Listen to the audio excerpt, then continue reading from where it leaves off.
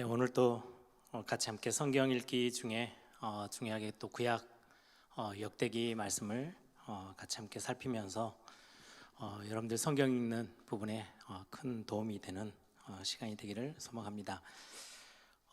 여러분들 성경 읽기 하면서 그냥 단순하게 읽는 것도 굉장히 귀중한 시간이 되겠지만 여러분들이 말씀을 대하면서 꼭 놓치지 마셔야 될 게 묵상이라는 부분입니다. 지금 세상은 명상운동이란 단어로 많은 사람들을 이렇게 다른 방향으로 하나님과는 정반대 방향으로 끌고 가고 있는 게 지금 세상의 현실입니다. 명상운동? 전에도 제가 신문에 잠깐 이렇게 보니까 뇌가 잠깐 멈춰서 아무것도 생각을 하지 않고 그냥 좀 쉬어주는 시간. 그래서 우리 세상 학생들이 하는 말 있죠. 멍 때린다고. 멍하니 있는 거, 그게 굉장히 뇌 건강에 엄청나게 도움이 된대요. 그러니까 막 우리는 생각이 복잡한 생각들로 살아가요. 막 염려도 하고 막 계획도 세우고 많은 시간들을 뇌를 계속 돌리는데 잠깐의 시간인데 1, 2분도 안 되는 시간인데 창밖을 보고 그냥 잠깐 멈춰 있는, 내가 좀 멈춰지는 그 시간만 해도 효율이, 우리의 어떤 능력치가 굉장히 많이 올라간대요. 이런 부분들을 이제 과학적으로, 의학적으로 이렇게 잘 활용해 가지고 세상은 자꾸 명상이라는 단어로 자극을 줘요. 그러면서 그 굉장한 능력치 한가운데다 누구를 세우냐니까 나라는 존재를 세워요. 당신은 대단해. 당신이 당신의 인생의 가장 주인으로 서는 거야. 이런 메시지를 담아서 뉴에이지 운동이든 세상의 많은 종교들을 전부 다 내가 해탈의 경지를 가기도 하고 내가 굉장히 중요한 그런 어떤 초능력적인 어떤 그런 자리에 올라가기도 하고 제가 우주의 가장 중심에 서 있는 사람이다 이렇게 느껴지게끔 하면 잠깐 명상을 하고 모든 일들을 좀 잠깐 멈춰놓고 머리가 이제 마음과 생각 이런 것들이 비어있는 시간들, 그러면 내 능력치는 올라가요. 나중에 영적인 심각한 문제들이 다가오는 것은 전혀 설명을 하지 않기 때문에 내가 당장에 건강도 회복되어지는 것 같고 내 능력치가 굉장히 이렇게 올라가는 것 같으니까 세상 사람들이 그쪽으로 막 몰리는 거죠. 그 뒤에는 사단의 굉장한 전략이 숨어 있는데도 불구하고 세상은 그 누구도 이야기를 해주지 않아요. 전에도 제가 잠깐 이렇게 예를 들었던 것처럼 우리 교회에 왔던 청년, 제가 이제 여기에서 강도사로 사역하고 있을 때죠. 전남대학교 다니던 학생인데 거의 10년 가까이를 학교를 졸업을 못하고 계속 학교에 머물러 있는 친구예요.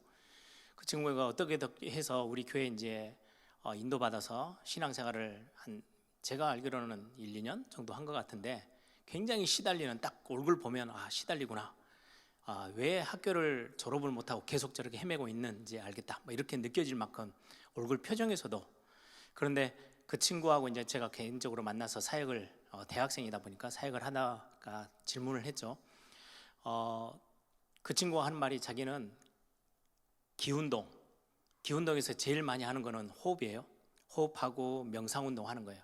조용히 앉아가지고 그거를 시작한 지 한 3년 딱 되어지고 나서는 삶이 완전히 무너졌어요. 처음에는 굉장히 에너지가 막 돌고 몸도 회복되어지는 거, 가벼워지고 막 공부로 스트레스 받았던 것을 굉장히 해소하고 너무 가벼워지고 좋더래요. 그런데 한 2년 딱 지나고 3년 지나니까 가르치는 스승이 하는 말이, 처음에는 내 몸에 있는 온 기운을 단전이라는 곳에 모아라. 막 그거를 안 되는 거를 가르쳐 주면서 막 이렇게 저렇게 해보는 중에 이제 어느 정도 조금 되니까 몸이 건강이 굉장히 좋아지더래요. 그러고 나면 내 몸 바로 주변에 있는 기를 내 몸 안으로 흡수하는 거예요. 모으는 거죠. 그러면 이제 나에게 없었던 힘이 더 생기는 거죠. 내 몸 안에 있는 힘만이 아니고 내 몸 바로 주변에 있는 힘들. 나중 되니까 우주의 기운이 있는데 그거를 네 단전에, 네 가운데 딱 끌어당기는 힘. 그래 되면은 굉장히 초월하는 힘이 생긴다고 막 그렇게 가르쳐 주더래요. 그걸 하다가 심각한 정신 문제와 함께 영적 문제가 오는 거죠. 그럴 수밖에 없어요. 제가 그 친구 딱 이야기를 들으면서 저도 신학교 때 뭐 기운동이든 명상운동 이런 것들을 이제 세상 학문들을 간단하게 배우는데요. 세상에 도는 기운, 굉장히 멋있는 말인데 결국은 성경의 계시록 요한계시록 12장의 말씀을 성경은 처음부터 밝히고 있어요. 공중의 권세 잡은 자, 하늘에서 내어 쫓겨 이 사람들이 살고 있는 이 공중으로 내어 쫓겨 들어온 자. 그러면 우주에 있는 기는 해석하기가 굉장히 나름이지만 성경은 분명히 말씀하고 있어요. 공중의 전체적인 지고 흔드는 자가 있어요. 사단, 마귀, 귀신. 이게 굉장한 좋은 이론처럼 보이지만 자기에게 이게 그렇게 되면 신접하는 거죠. 결국은 영적인 문제가 올 수밖에 없어요. 거의 그 부분은 다 감춰두고 하는 거예요. 그 친구가 하는 말이 그 차원으로 가면은 그걸 가르치기 시작한대요. 밑에서 이제 배우기 시작한 사람한테는 아예 그거는 언급도 안 한대요.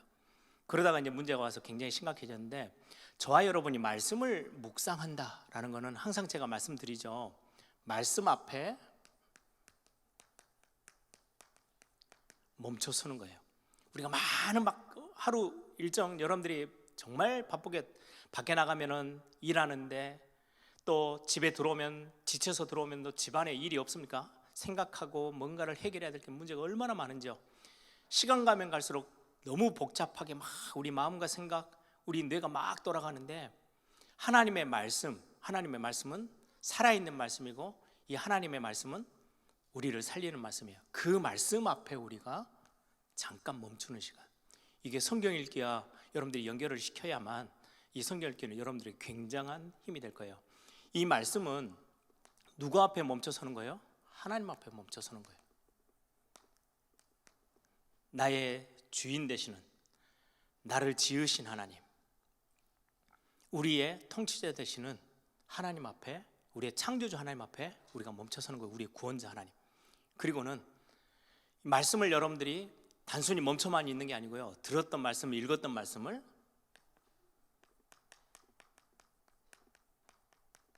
되새김질 하듯이 반복하는 겁니다.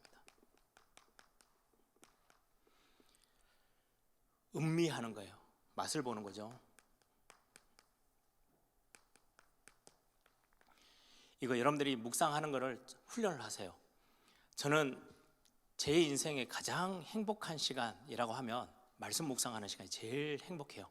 왜냐니까 저를 넘어설 수 있는 굉장히 중요한 시간이에요. 저는 말씀 듣는 거, 훈련 받는 거 되게 좋아하는데요. 왜냐니까 말씀을 듣다 보면 제 수준에 머물러서 막 이것 되고 안 되고 막 이런저런 상처와 이런저런 많은 상황과 현실에 이렇게 제 스스로도 갇혀 있잖아요. 말씀을 들으면 그건 온데간데 없고요, 말씀이 저에게 굉장한 중요한 힘으로 딱 서게 돼요. 그래서 저는 말씀 묵상하는 걸 굉장히 좋아하고, 사실은 제가 여기에 중요한 렘넌트 사역하고 또 중요한 교회 사역을 할 수 있는 굉장히 중요한 근간이 저에게 있어서는 말씀 묵상이에요. 그래서 여러분들이 말씀을 읽고 묵상하는 시간을, 짧은 시간이지만 내가 하나님이 내 앞에 말씀을 주셔서 이 말씀을 들고 내가 하나님 앞에 서는 시간, 그리고는 이 말씀이 여러분들이 세상 말을 자꾸 어머니가 한마디 여러분들 가슴을 확 찌르는 안 좋은 말을 했는데 그걸 계속 되새기면 어떻게 돼요? 병들어요. 친구가 옆에 있는 지나가는 친구 한마디 툭 건드리는 게 굉장히 우리 기분을 상하게 해요. 그게 또 생각나고 그게 사단의 전략이에요. 그 생각에서 벗어날 수 있는 유일한 답은요, 우리의 생각을 다시금 살리는 하나님의 말씀이 내 안에서 계속 맴돌면 살아나게 돼 있어요. 되새김질하는 거예요. 사람의 말도 또 듣고 또 생각하면요, 굉장히 좋은 칭찬은 힘이 나게 하지만 조그만 나를 이렇게 건드리는 말은, 상처 주는 말은 나를 엄청나게 병들게 만들고 힘들게 만드는 거죠. 많은 사람들이 세상에서도 이런 부분 때문에 어려움 당하는 게 정말 많죠. 여러분들이 말씀 앞에 이 부분들을 회복하는 그런 시간들이 꼭 되기를 소망합니다. 오늘 역대기 두 번째 시간 함께 보려고 합니다. 서론적으로 여러분들 기억하셔야 되는 부분이 구약은 거의 대부분 주제가 딱 하나예요.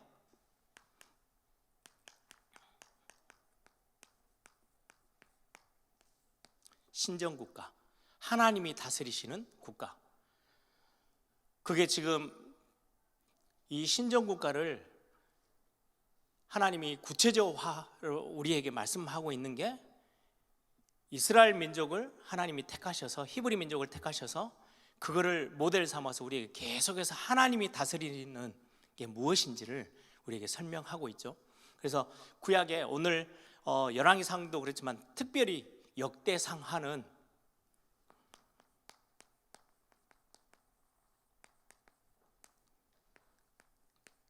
다윗 왕국, 다윗 왕조. 이 다윗이 다스리는 나라가 어떤 나라예요? 하나님이 통치자가 되시는 나라. 그 굉장히 중요한 예시로 우리에게 보여주고 있어요. 그래서 하나님이 다스리는 다윗 왕국은 굉장히 중요한 모델적인 그림인데요.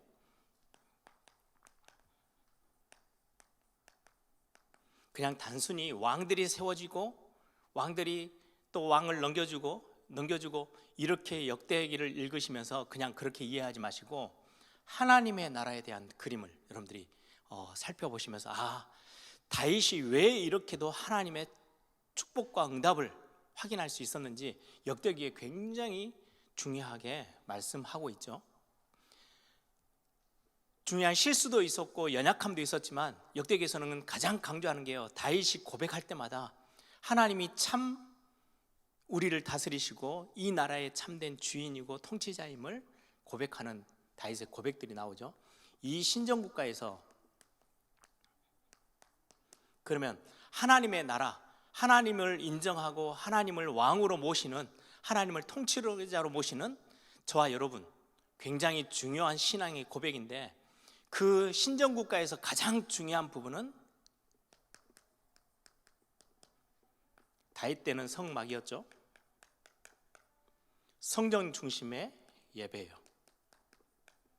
이게 하나님의 나라에서 가장 중요한, 하나님이 하나님이라고 고백하고 하나님이 우리의 주인이라고 고백하는 가장 완벽한 시간이 예배하는 거예요. 그래서 역대기에는 두 가지입니다. 신정국가의 핵심 단어 속에 하나님의 나라, 통치, 누가 진짜 주인이냐, 그리고는 그 주인이 맞다면 우리의 삶은 어떠해야 되느냐, 그게 역대기에는 굉장히 중요한 부분이에요.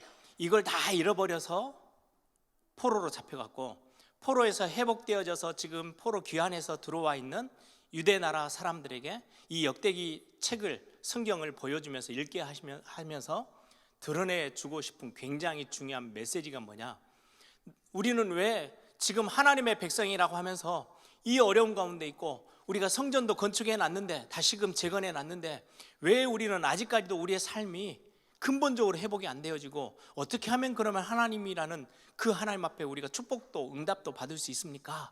라고 질문을 던지는 유대 나라 사람들에게, 너희들 아직 하나님이 너희들을 포기한 거 아니야, 너희들은 하나님의 백성이 분명해, 다윗을 통해서 하나님이 주신 그 언약 지금도 이루고 계셔, 그러면 너희들이 진짜 회복해야 될 부분은 이 부분이야 라고 지금 메시지를, 굉장히 중요한 통치와 함께 이 두 가지를 주고 있는 메시지가 역대기에 나오는 부분입니다. 지난주에 이런 부분들 좀 더 설명을 드렸죠.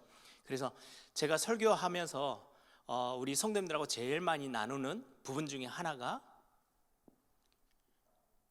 나는 복음 있어, 나는 복음 가진 자고 나는 구원받은 하나님의 자녀야.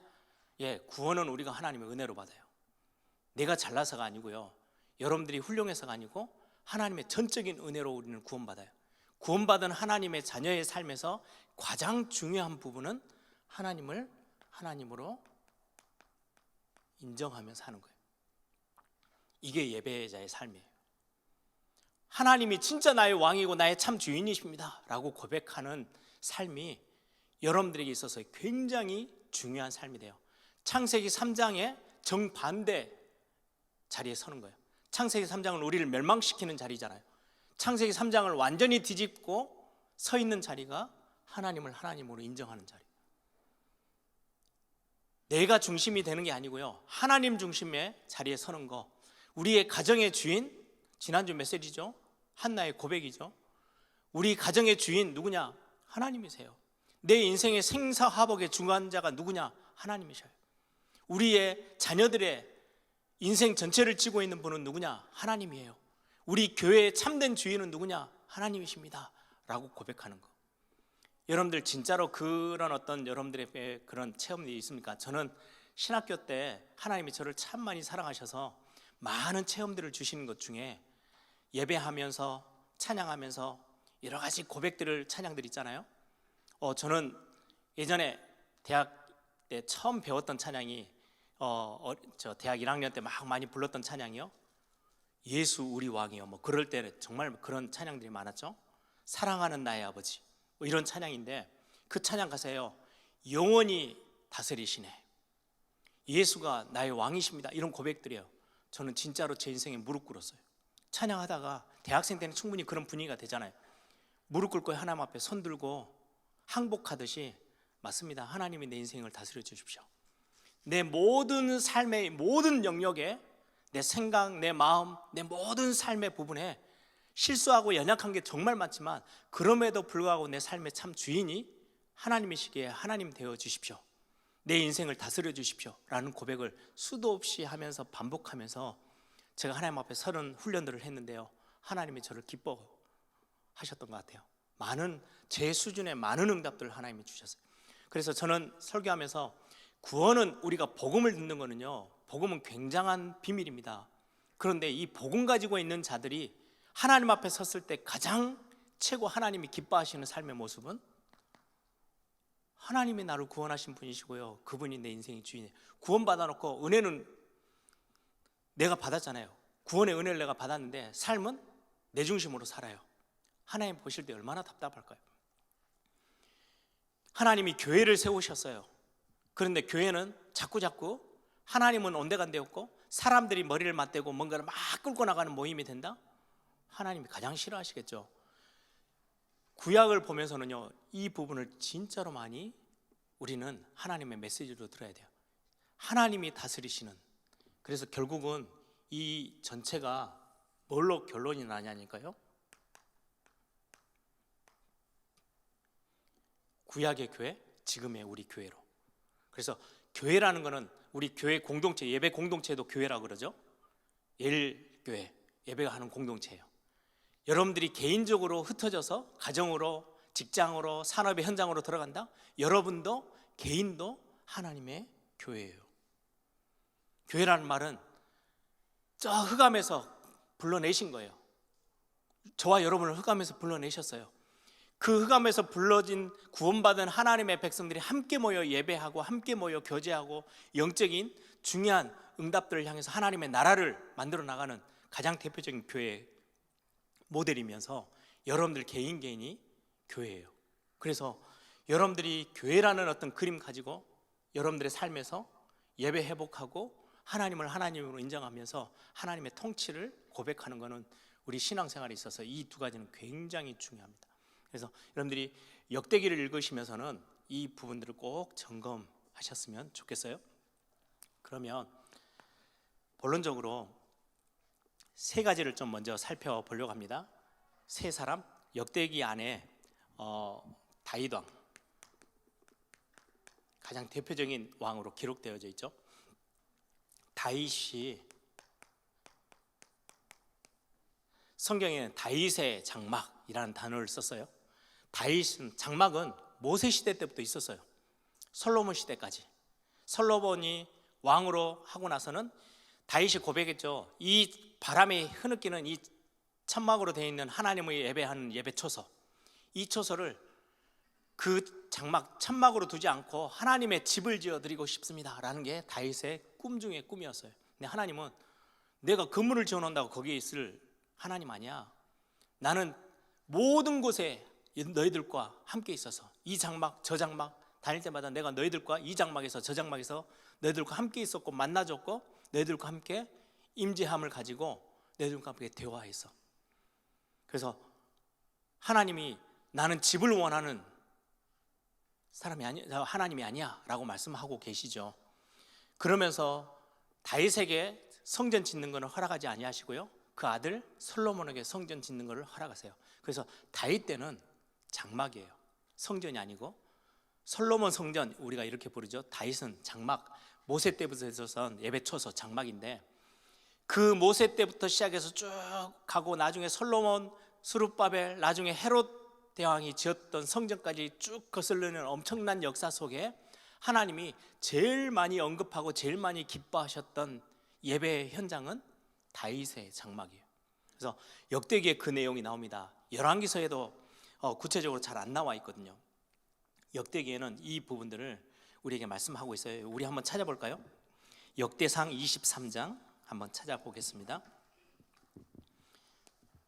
다윗의 장막은 역대상 22장에서 29장까지 거의 성전 준비로부터 시작해서 모든 거 회복하는 부분이 굉장히 긴 내용으로 기록되어 있고요, 어떻게 보면 다윗의 전체 인생이 기록되어 있는 부분이기도 합니다. 그 중에 역대상 23장 1절부터 5절 한번 같이 함께 읽어보겠습니다. 같은 한 목소리로 읽습니다. 다윗이 나이가 많아 늙음에 아들 솔로몬을 이스라엘 왕으로 삼고 이스라엘 모든 방백과 제사장과 레위 사람을 모았더라. 레위 사람은 30세 이상으로 계수하니 모든 남자의 수가 3만 8천 명인데 그 중에 2만 4천 명은 여호와의 성전의 일을 보살피는 자요, 6천 명은 관원과 재판관이요, 4천 명은 문지기요, 4천 명은 그가 여호와께 찬송을 드리기 위하여 만든 악기로 찬송하는 자들이리라. 아멘. 다윗이 다윗의 장막이라고 하나님이 언급할 만큼 왜 그렇게 다윗의 장막을 기뻐하셨냐 하면요, 다윗이 성전은 지을 수가 없어요. 하나님이 허락하지 않으시니까. 대신에 예배하는 처소에서 하나님의 예배를 최고의 자리로 만들었어요. 그래서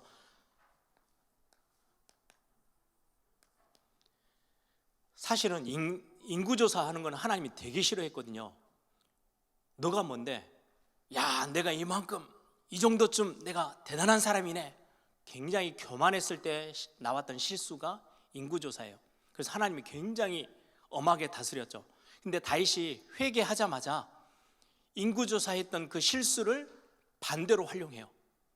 인구조사 해봤더니 레위지파 사람들, 제사장 그룹과 함께 있는 레위지파 사람들을 일할 수 있는 30세 이상의 사람들 쫙 살펴보니까 3만 8천 명이나 되네요. 이 사람들을 다 불러 모아요. 우리가 하나님 앞에 예배하는 것을 제대로 회복하자. 그래가지고 나온 게 여기 오늘 본문들이죠. 레위인들, 제사장들과 함께 다 불렀더니 3만 8천 명 정도 돼요. 예배 섬기는데 다 이 숫자들을 다 활용합니다. 거기에 성전의 문지기 4천 명, 그리고는 일꾼들, 재판관 할 수 있는 영적으로 재판하는 그런 중요한 자리에 서는 사람들을 6천 명, 그리고는 성전을 관리하고 제사장들을 돕는 레위인들을 2만 4천 명, 그리고는 성가대, 하나님을 찬양하는 다윗이 이리저리 많이 이렇게 만들어낸 다윗의 악기라는 단어를 써요. 그런 악기들을 가지고 하나님 앞에 찬양하는 찬양대를 4천 명을, 그래가지고 그 모든 숫자가 제사장들과 그리고는 그 성가대는 24반차, 어떻게 보면 지금으로 말하면 24개 팀으로 나눠요. 그래가지고 이 숫자가 점점 일주일에 한 팀씩, 그러면 1년에 한 2번 정도 되죠. 저 멀리 살던 레인이랑 상관없어요. 1년에 2번 이상은 성막에 와가지고요 섬기고 가는 거예요. 24팀을 나눠서 찬양대, 그리고는 하루도 빠짐없이 계속 찬양이 울리도록 1년 내내 하나님의 찬양, 하나님을 위하여 찬양하는 찬양팀을 4천 명을 두고 24팀으로 나눠서 매일같이 찬양하도록 만들었어요. 이게 다윗이 했던 굉장히 중요한 사역이죠. 성전의 문지기도 만들고요, 다 불러서 그 일을 다시금 하게 하고, 그러니 성전에 북적북적하게 매일같이 일하는 사람들이 생기는 거예요. 그러면서 찬양 울려 퍼지죠. 매일 제사장들은요 24팀으로 나눠지니까 일주일에 한 팀씩 계속 반복되어지니까 하루도 빠짐없이 할 수 있어요.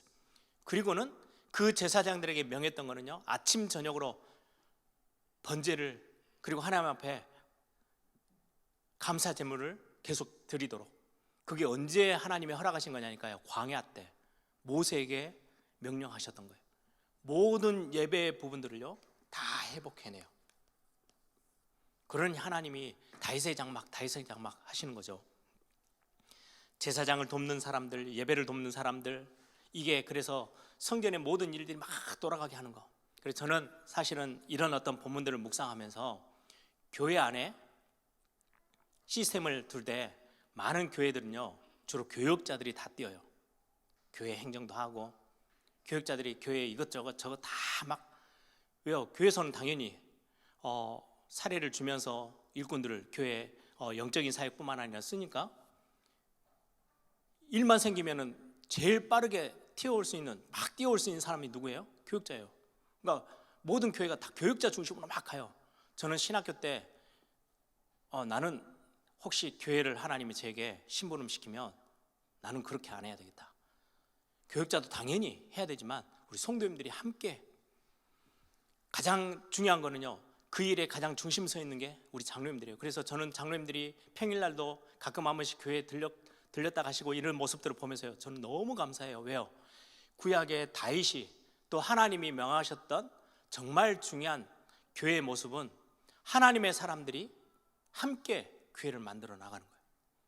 누구 한두 사람이 막 하는 게 아니고요, 실제 예배가 되어지도록, 그래서 많은 성도들이 함께 예배 참여하고 또 예배를 돕고 교회 일을 섬기고, 그게 저는 굉장히 교회다운 교회의 모습 중에 하나다라고 저는 생각을 합니다. 그래서 이런 부분들, 다윗이 하나님 앞에 예배하는 초소를 할 때, 그래서 성경을 보면요 굉장히 긴 본문으로 22장부터 시작해서 29장까지 성전 짓는 내용이 쫙 기록돼요. 나중에 한번 보시면 솔로몬 때 성전을 이제 건물을 딱 짓게 되죠. 그런데 성전을 짓는 내용은요 역대하 3장에서 5장까지예요.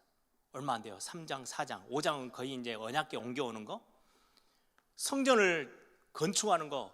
어떻게 보면 성경에 굉장한 많은 분량을 할애해야 될 건데 몇 장에 딱 끝나요. 성전 준비했던 다윗의 내용은 훨씬 많이 기록해요. 다윗의 인생 전체를 다 기록하듯이 22장부터 시작해서 거의 마지막까지 역대상의 마무리를 성전 준비하는 걸로. 그래서 교회는 모양새를 가지고 외형적인 것보다 이 안에서 예배되어지는 거, 그리고 성도들이 함께 교제하는 거, 하나님을 찬양하는 거, 저는 그게 훨씬 더 중요하다고 생각해요. 왜? 성경이 그걸 중요하게 다루거든요. 가장 하나님이 기뻐하셨던 예배자로서의 찬양과 교회 섬김과 예배와 모든 부분들, 그래서 그게 다윗의 장막, 그게 역대상의 거의 대부분의 내용입니다. 그리고 역대하에 딱 시작하면 역대하 3장에서 5장까지는 성전을 건축한 내용들이 나오죠. 솔로몬의 성전 앞서서 하나님이 솔로몬을 참 기뻐하셨던 것 중에 가장, 솔로몬 역대하 1장을 딱 보시면요 여러분들이 잘 아는 일천번제, 솔로몬이 하나님 앞에 일천번제를 드렸다. 그래서 많은 교회가 이걸 잘못 해석해서 1000번의 제사를 드렸다라고 이렇게 잘못 해석했을 경우가 과거에 있었어요.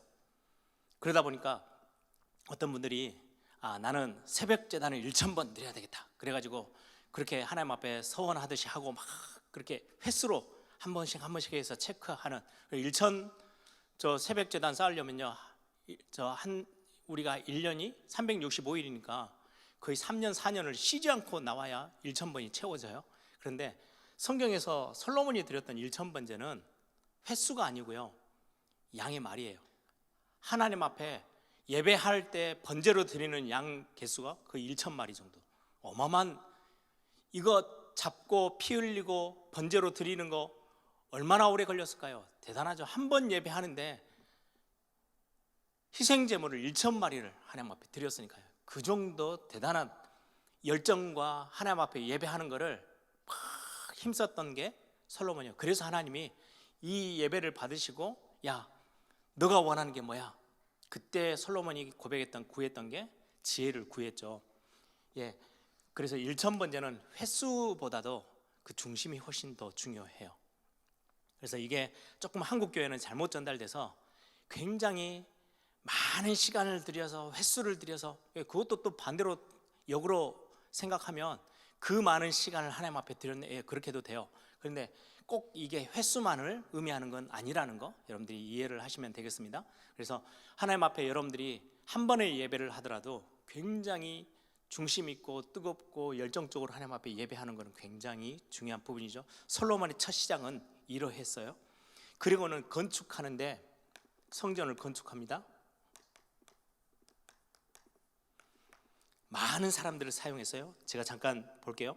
15만 3,600명, 역대하에 나오는 성전의 노동자로 썼던 이스라엘 백성들이 15만 3,600명. 그 중에 짐을 나르는 짐꾼은 7만 명, 산에서 나무를 베어서 옮겨오는 일들을 하는 사람들은 8만 명, 감독관들이 한 3,600명. 그렇게 해서 성전을 짓기 시작해서 성전을 지어놓고는 한동안은 다윗이 만들어 놓은 시스템, 성가대도 만들었죠. 레이지파들을 다 불러내서 24팀으로 나눠가지고 매일같이 아침 저녁으로 번제하게 했죠. 아침 저녁뿐만 아니라 하루 종일 찬양하게 했죠.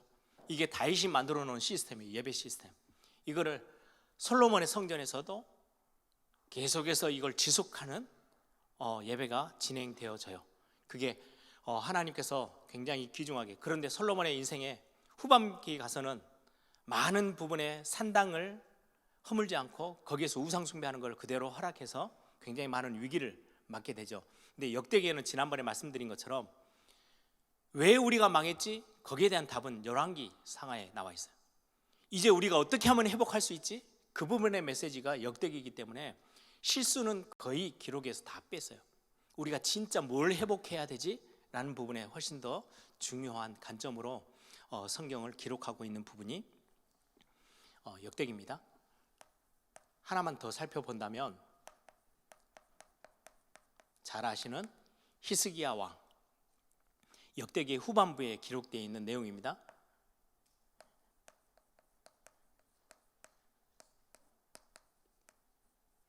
예배를 개혁했던, 가장 다윗 이후로 가장 예배를 하나님 앞에 중심적으로 개혁했던 사람이 히스기야입니다. 여러분들 역대기하고 열왕기 상하하고의 내용이 얼마나 차이가 나는지 한번 살펴볼까요? 여러분들 열왕기하 한번 우리 예전에 다 읽었던 성경인데요. 한번 뒤로 가셔서 열왕기하 18장 4절 한번 보실래요?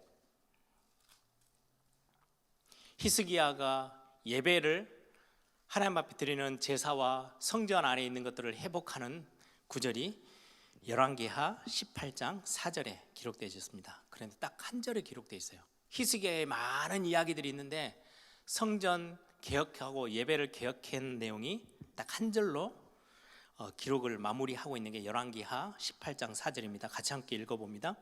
그가 여러 산당들을 제거하며 주상을 깨뜨리며 아세라 목상을 찍으며 모세가 만들었던 놋뱀을 이스라엘 자손이 이때까지 향하여 분향하였으므로 그것을 부수고 누스단이라 일컬었더라. 그리고는 여호와 앞에 섰던 이러한 자가 없었다 라고 평가하고는 그냥 끝나버려요. 그런데 우리가 지금 역대기를 읽고 계시죠? 지금 역대상 거의 마무리하고 이제 역대하 읽게 되는데요. 역대하 29장부터 31장까지 긴 장수를 할애해서 히스기야가 개혁했던 예배가 어떠했는지를 성경은 역대하에 기록해 내고 있습니다. 그래서 이 부분들을 마지막으로 좀 살펴보고 정리를 하겠습니다. 역대하 29장에서 31장까지인데요. 29장을 보시면 어떤 내용이 기록되어 있냐니까요. 성전을 개혁해요.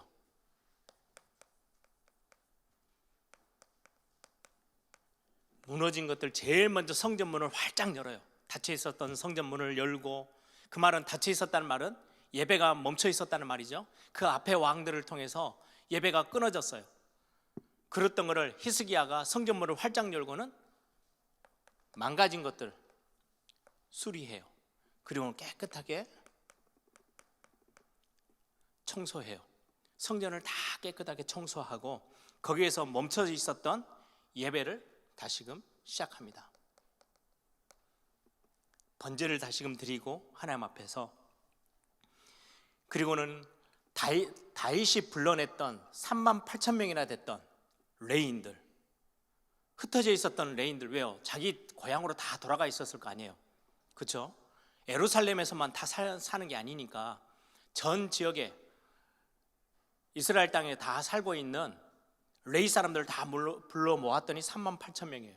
그래서 제사장 그룹을 24팀으로 나누고 레위인들 제사장 말고 또 찬양대, 섬기는 찬양대 4,000명 중에 24팀으로 나눠서 일주일씩 계속 돌아가면서 1년에 2번이면 예루살렘에 올라와서 예배하는데 헌신해야 되는 거예요. 저는 예전에 그 모습 생각나더라고요. 우리 교회에 이렇게 청소해 주시는 분이 손이 다쳐가지고 우리 한 2달 정도 우리 막 여전도에 남전도에 막 돌아가면서 교회에 이렇게 섬겨 주셨잖아요. 그 모습 보면서 저는 너무 흡족했어요. 왜요? 다윗이 딱 했던 그 모습이에요. 일주일간 와서 집을 떠나서 성전에서 머물면서 일주일간 섬기고 가요. 일주일간 내내 하나님 앞에 찬양하고, 그리고는 다시 자기 사는 집으로 다 흩어져요. 그리고는 또 1년에 또 한 번 또 와요. 1년에 한 2번 정도는 돌아가니까. 이렇게 해서 가던 게 어느 순간에 삶에 복잡해지고 삶에 문제가 생기니까 이제 가야 되는데 가기 힘들어. 예배하러 가는 게, 예루살렘까지 가는 게 힘들어. 안 가. 그러다 보니까 예배가 다 멈춰서고 찬양이 끊어지고 교회가 아무것도 하지 않고 있는 거예요. 그거를 히스기야가 다시금 회복해요. 레인들을 다 불러 모아요. 야, 성전으로 와. 그래서 다윗 왕 때 행했던 우리 찬양대도 회복하고 예배도 회복하고 섬기는 사람들, 문지기들도 다 회복해서 우리 다시 한번 예배를 다시금 살려내자. 그렇게 해서 예배를 다시금 살려냈던 사람이 히스기야 왕입니다. 하나님이 히스기야 왕에게 굉장한 많은 축복을 허락하셨던 이유가 있죠. 그리고는 30장에는요 가장 중요했던, 처음 이스라엘 백성들을 하나님이 애굽에서 끌어냈을 때의 유월절, 이걸 다시금 회복해요.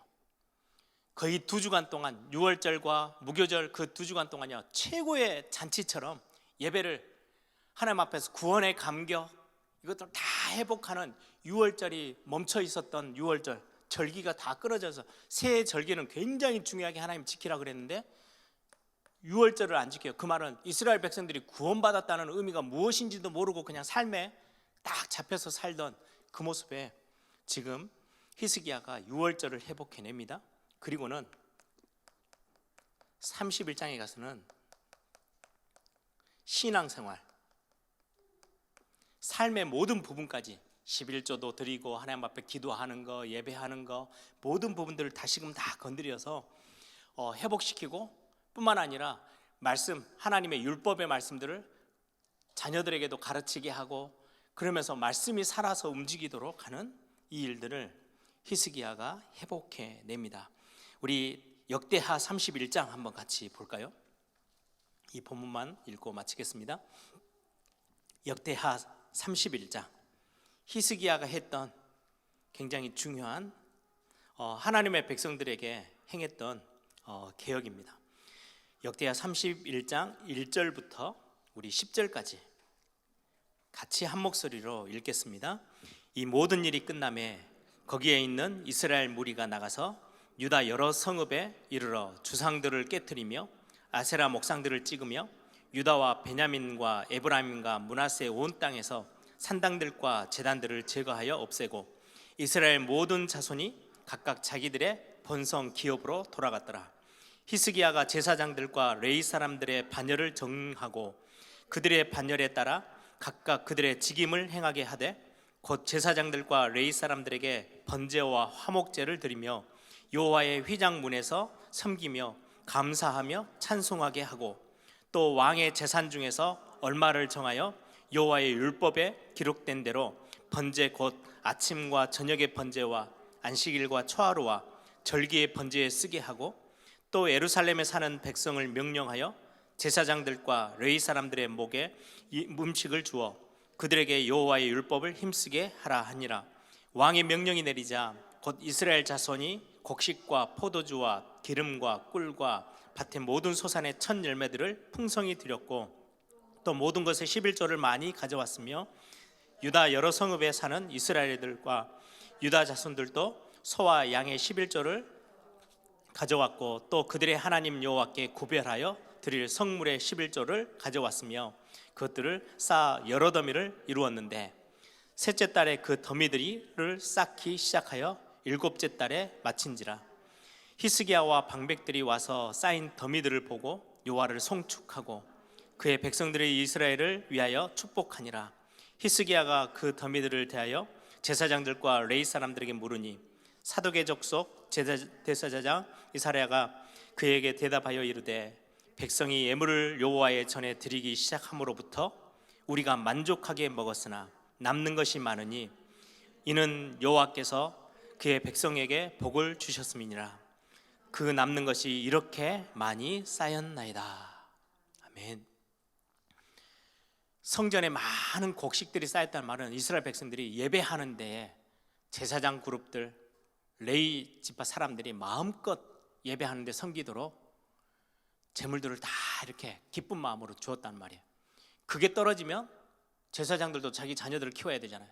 자기 본 집으로 다 돌아가서 예배에는 신경 쓰지 않고 먹고 사는 일에 완전히 살았던, 그게 말라기 때 사건 아닙니까? 결국은 그게 이스라엘 백성들이 완전히 무너지는 삶의 모습이 됐죠. 히스기야 때 이걸 다시금 다 회복해내셨어요. 이게 히스기야가 행했던 종교 개혁입니다. 예배를 회복하는 거. 그래서 우리 예일교회가 역대상하를 읽으시면서 다윗이 예배를 얼마나 사모했는지, 지금 우리 2년 넘게 코로나 팬데믹 때문에 많은 부분이 멈춰 있었던 것들을 다윗 시대 때 어떻게 회복했고, 히스기야 시대 때 어떻게 또다시 이 예배를 다시금 회복해내며 하나님이 기뻐 받으시는 예배로 만들어 나갔는지를 우리가 여러분들이 말씀을 보시면서 하나님이 다스리시는 것을 고백하는 나라, 하나님이 참 주인임을 고백하는 교회와 가정과 여러분들 개인의 삶, 그 가운데 가장 중요한 예배 회복, 이런 부분들을 여러분들이 역대기를 읽으시면서 중요한 우리의 중심 가지고 여러분들이 성경을 보시면서 묵상하시면 굉장히 큰 응답으로 저와 여러분 하나님이 우리를 이끌어 인도하실 것입니다. 우리 한번 다 같이 한번 기도하겠습니다. 성경의 많은 부분이 어떤 사람의 기준을 삼을 때 저 사람은 어땠지? 라고 할 때 하나님이 기뻐하셨던 사람들, 그 정리할 때 뭐라고 하냐니까요. 다윗의 길로 행하였다. 다윗의 행실을 따라 행하였다. 하나님의 주권을 인정하고 예배를 가장 소중하게 여겼던 다윗. 실수도 많았어요. 연약함도 많았어요. 그럼에도 불구하고 이새의 아들 다윗을 만나니 내 마음에 합한 자다 라고 고백하고, 많은 왕들의 기준을 다윗의 길로 행하였는지, 다윗의 행위대로 행하였는지를 기준적으로 삼으셨던 게 성경입니다. 하나님이 그걸 너무 기뻐하셨다는 거죠. 저와 여러분이 역대기를 읽으면서 하나님 정말 올바른 예배자의 축복들을 우리가 회복하게 하옵소서, 이런 기도 제목들을 함께 오늘 함께 이 말씀 기억하시면서 함께 통성으로 기도하겠습니다. 살아계신 아버지 하나님 감사합니다.